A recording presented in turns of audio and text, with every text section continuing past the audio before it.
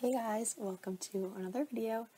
This one is a little bit special because I did this collaboration with another YouTuber and her name is Hip Hip Renee, and I definitely think you guys should go check her out. I'll put a link to her videos in the description. And I was so excited because I'm super new to YouTube, but she's been on YouTube for a while and she's definitely more experienced than me, so I was really grateful to have this opportunity to be able to kind of do something with her. And she's helped me a lot so far, joining YouTube and just kind of getting to know the Sims community and giving me tips on how to get more involved and kind of get the word about my channel out there. So she's definitely been super helpful, and I'm thankful to have her, and I'm just super excited to have this opportunity to build something with her. And I did not want to disappoint her. I felt a lot of pressure to build something good, so I really tried to make this kind of cute orchard house for her, and I'm doing the exterior and she is going to decorate the interior. So I really hope you guys like it, and I hope she likes it, and I'm really excited to see what she does with the rest of this build. And her channel is a little bit different than mine. I must say it's a little more creative, but you know how I kind of just have my speed build videos. What she does is she has these situations.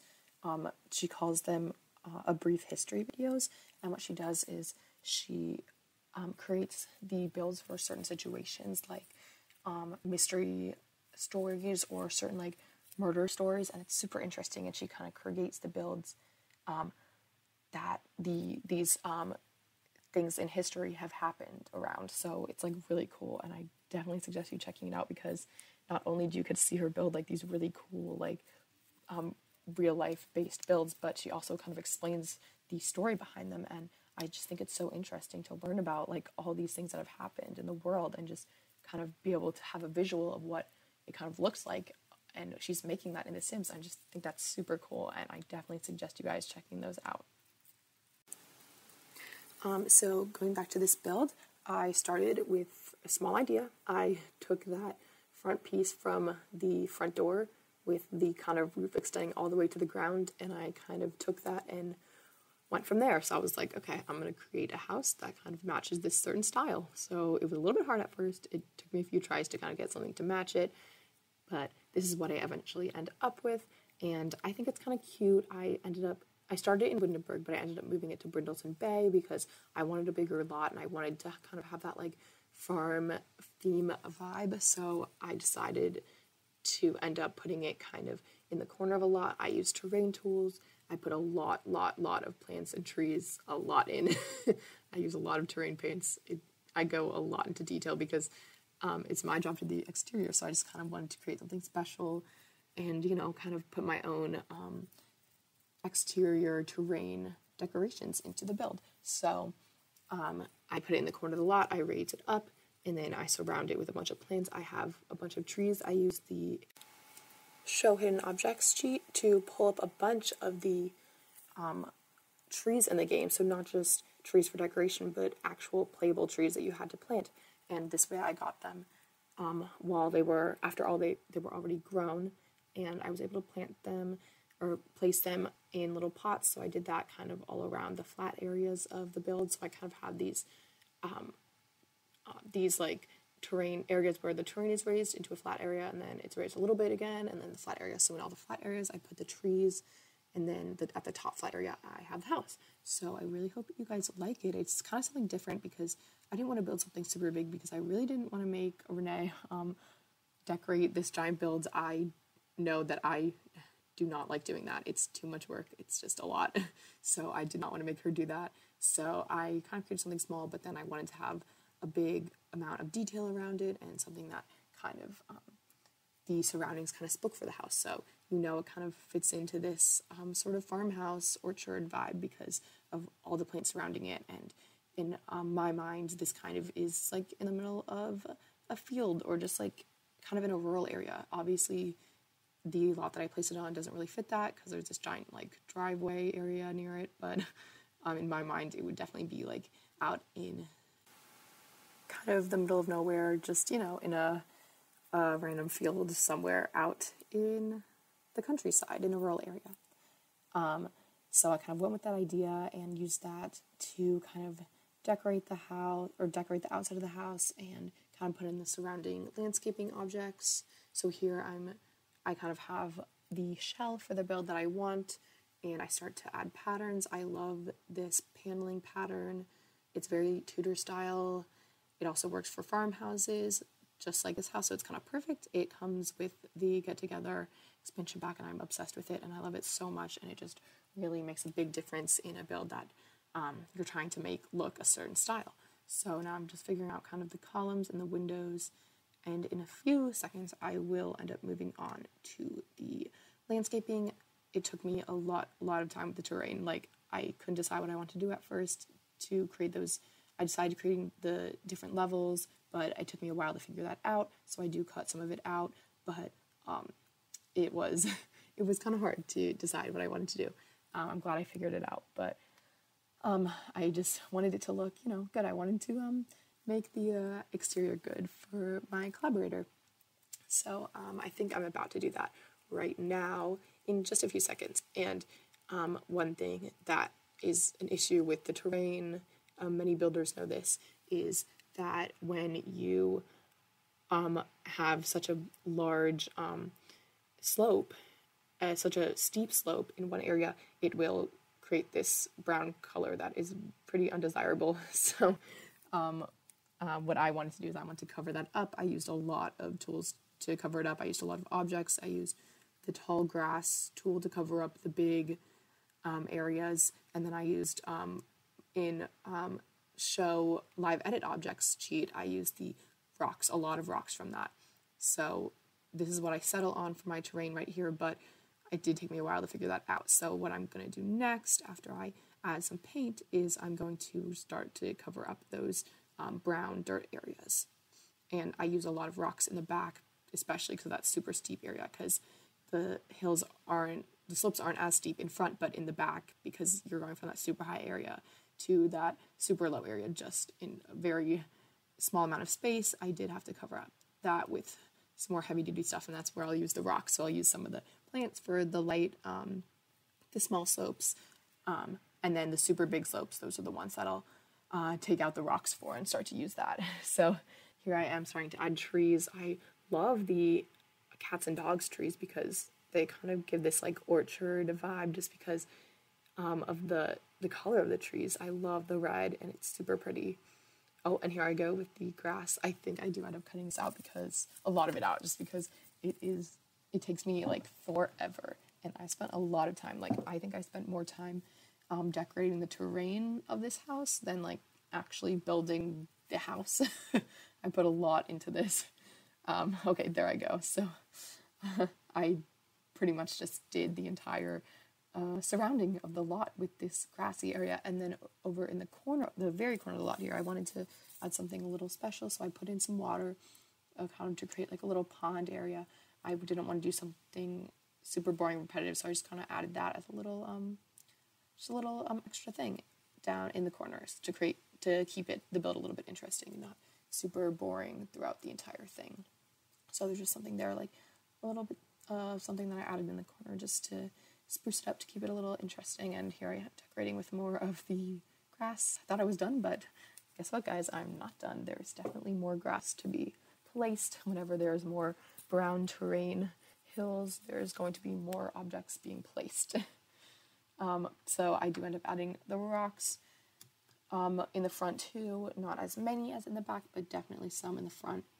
And after I do this, I add bushes around the grass, because as you can see, the grass pattern is very, very repetitive. So I do try to add some things to cover it up. And I don't know if I show all of the plants I'm adding. I think I do show a good amount, but that just took a lot of time, and I did not want to bore you guys with those details. But once I add all of those, then I start adding the orchard trees, and I also start to decorate the outside of the house a little bit. I know I'm not supposed to finish the inside, but what I did was I kind of put a few objects on the outside, and I think I start with a little, what's it called, like a trellis kind of area, and I add some planters to the bottom or underneath that, and then I add, I know I add like a little campfire area, like with a bonfire, off to the corner of the house in the back corner, and then I just add some flowers around the house, and I add some chairs, some seating outside of the front of it, because, you know, people live here, like, I want to make the exterior seem like, you know, there are actual Sims here. And I add a picnic table. I thought that was super cute. I love the picnic table that comes with cats and dogs that has an umbrella on it. It's perfect, and I thought that was kind of just a great thing to add to this build. And I also add some debug walls to the front of the build. I wanted some like rocky walls without doing a half wall, because I want it to be tall and have that big, that pattern. So I ended up using the debug walls. And I found, while I was in the debug menu, I found some hay bales, and I was like, okay, well, this is kind of perfect. I need to add these hay bales. So I add those to the front too. I don't think they fit exactly, because it's not like this is a farm, it's more of an orchard, but I was just like, YOLO, I went for it. So, I just added dormers to the house. I thought that would add some detail. Sometimes when I build a house and it's kind of small, I'm like, okay, well, this just looks kind of boring. I just need to add some more detail to it.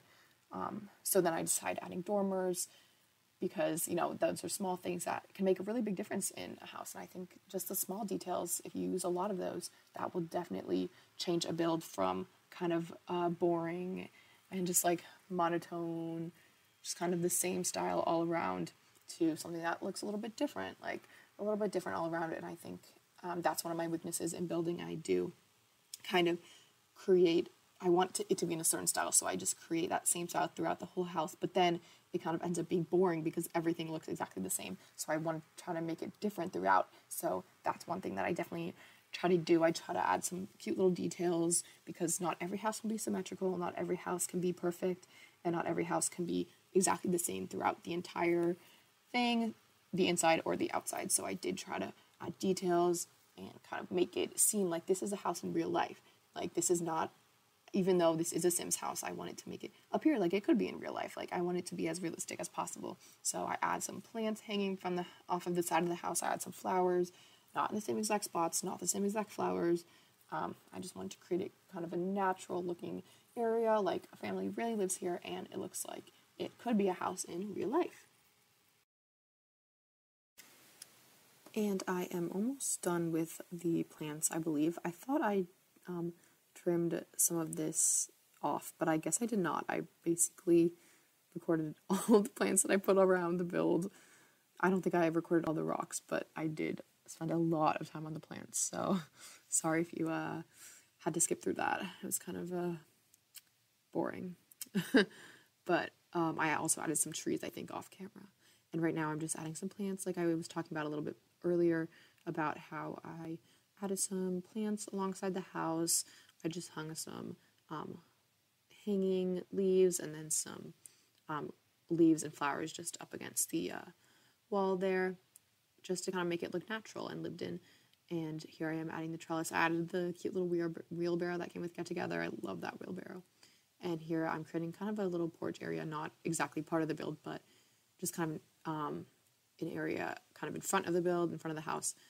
And I was like, why not just put some like cute living chairs there? So I decided to do that. And I know Hip Hip Renee is going to do most of the furnishing, so I didn't want to take too much away from her, but I wanted to decorate a little bit of the outside, just because I guess I'm doing exterior and she's doing interior, so I guess this is my job to do this part.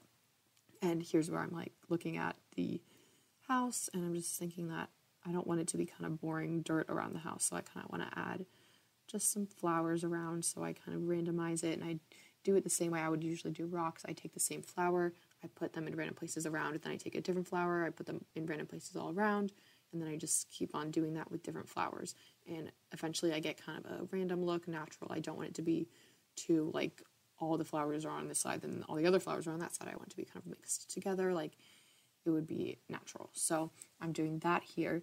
And then I think I work on the exterior a little bit more. I think I add some more plants. I do add the trees from Show Hidden Objects soon, and then I think that's it for the build. But I was struggling because originally wanted this to be a farm, so I was going to add just normal plants in the planters, but I could not find them in Show Hidden Objects. I could only find the trees if I searched trees. So I don't know, if someone knows how to fix that, please let me know, but I could not figure it out. So I do end up adding trees, which is fine, and I wanted to add them into the ground directly, but they wouldn't. It wouldn't let me, because I know in The Sims 3 you can plant things in planters inside, or you can plant them on the dirt, but in Sims 4 you do need to plant plants in the planter.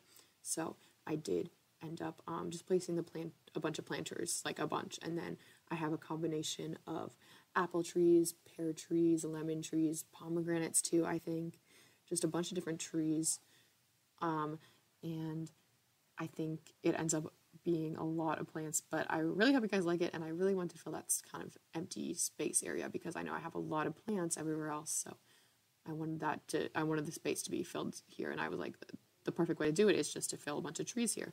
So I think I'm putting the apple trees over here, and I do some lemon trees as well, and I do also add just some pots and don't put any plants in them, but then I use the Move Objects cheat to place just some lavender plants in them. So it looks like they were plants, like the kind of plants that I wanted to be in them, but they're not actually playable, they're not real plants, but they kind of look like they are. Like they would be just normal, bushes or something in the planters, but they are not.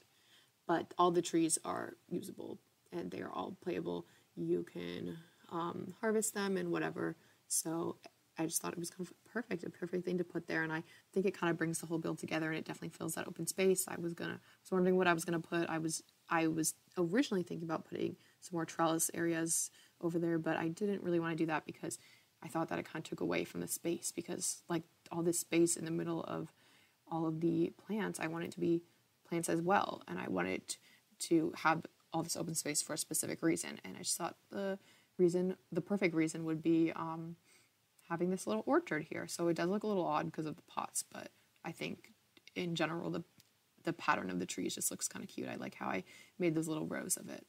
So I think I'm done placing the trees, and I'm just finishing up with a little bit of rocks and stuff. And I don't think I recorded myself putting in the stone walls. No, I don't, but there they are. And also you can kind of see the hay bales in the corner. So thank you guys for watching, and definitely check out Hypocrite Renee's video, and I really hope you guys enjoyed it. See you next time, guys. Bye.